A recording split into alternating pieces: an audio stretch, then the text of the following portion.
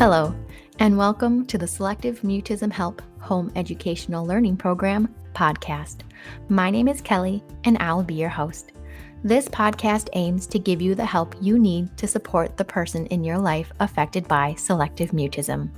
In this episode, I'll be talking about how a Playdate can help your child start speaking to friends, which can lead them to start speaking in school.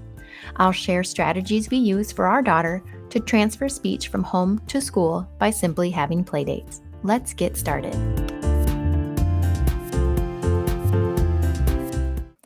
Welcome to episode 10 of the Selective Mutism H.E.L.P Home Educational Learning Program podcast.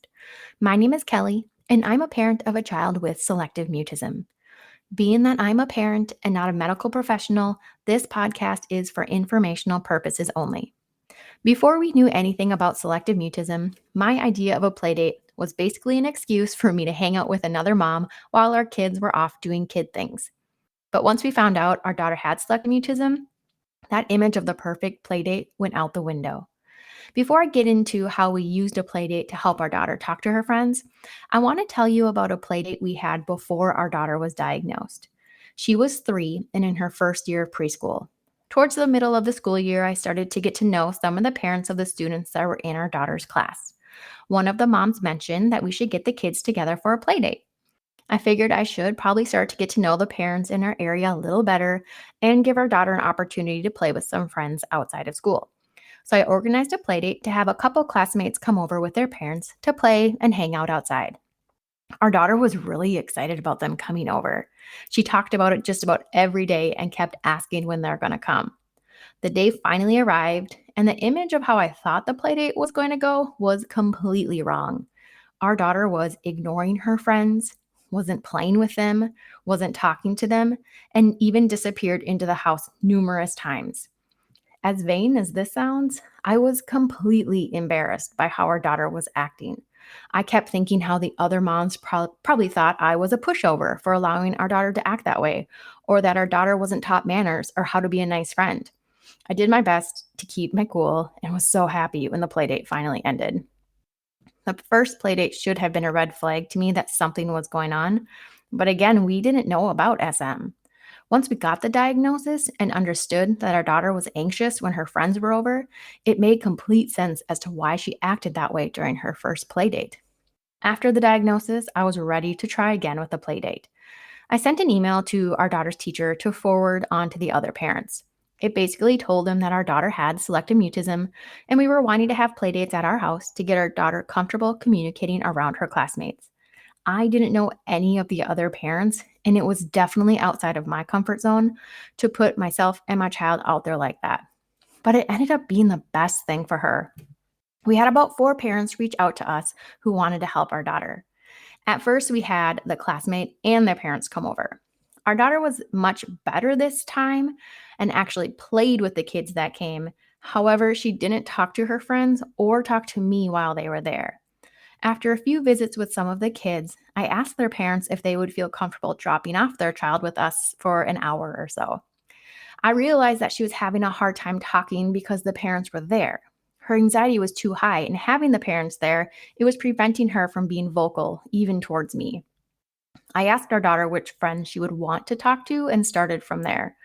Again, it was out of my comfort zone to ask a parent to drop off their young child with me, but they were kind enough to agree.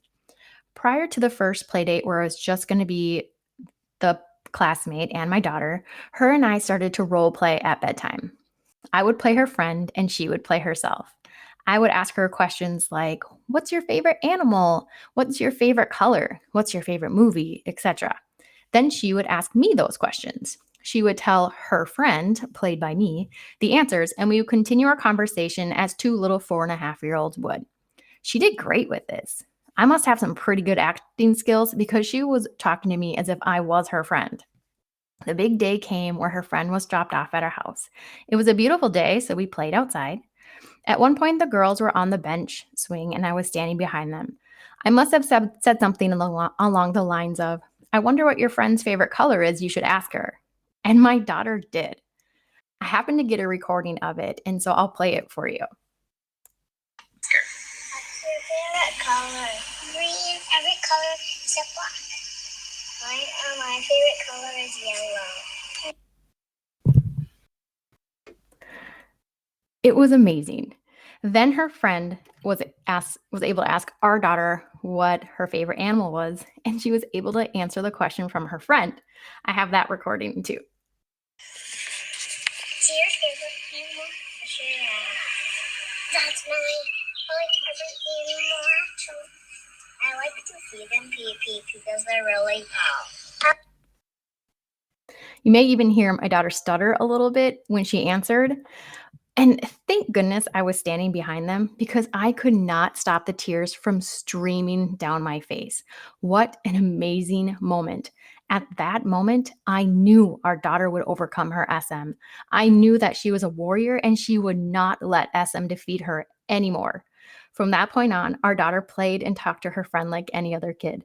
They played Candyland, and our daughter was able to talk while playing. When her friend left, I heard her say to her mom with the biggest smile on her face, "Mom, she talked to me today." Not only was it a big day for our daughter, but it was a big day for her friend as well. We had another play date with a different friend about a week later. Same thing, we had the mom drop her daughter off at our house. This time we started playing inside and we played the game Candyland, which was the game our daughter played and was able to talk to her friend during it. We started the game by our daughter holding up fingers for the number of squares on her card. So most of the cards had one or two colored squares on them. This was a technique we learned from our SM therapist. As our daughter became comfortable doing this, I began asking her the color on her card by using a forced choice question. Did you get yellow or purple? And she was responding. Perfect. After that, after she did that a few times, I then asked an open choice question. What color did you get? And she was able to answer. Soon I was able to fade myself out, and she continued talking with her friend. She even broke out her Frozen microphone and was belting out Let It Go. She now had two friends she could comfortably talk to at our house. The next step was having her talk to her friends outside our home. We arranged a play date at a local park. There was one day they had a magic show, so we went to that. We played at the park and had lunch. The goal we had that day was for our daughter to talk to me in front of her friend's mom. And not only was she able to do that, but she was able to answer questions from her friend's mom. We continued to meet with other friends and their parents, and we were consistently seeing her talking. One of her friend's grandmas was an assistant at her preschool, so it was great to be able to have her talking around that adult. It was definitely a busy summer with all the play dates, but with school starting, it was an opportunity to see if her hard work was going to pay off. We talked to the teachers before the year started and let them know about the students our daughter was able to speak to.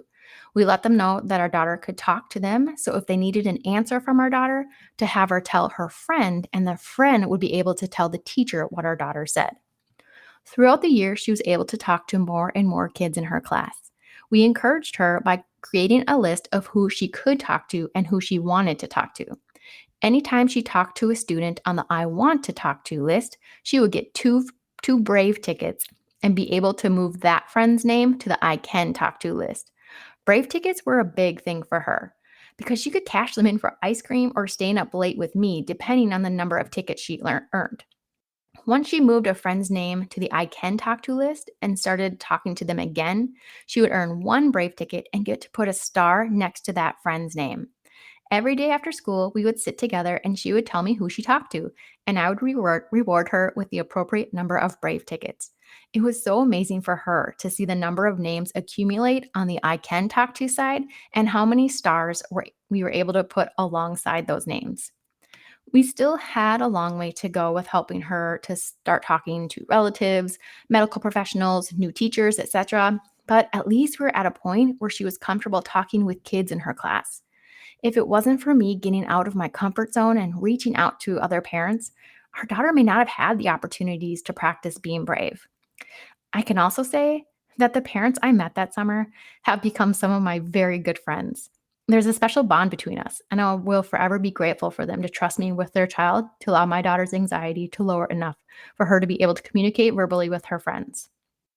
If you're interested in getting a plan together to help your child take steps towards communicating with friends during a play date, I'm now offering parent coaching.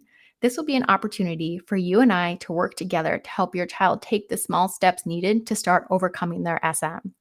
If you'd like more information, please email me at smhelp2020@gmail.com and we can get started working as a team. Don't forget, you can find various resources about SM at www.smhelp.org and by liking Selective Mutism H.E.L.P on Facebook. Take care, everyone.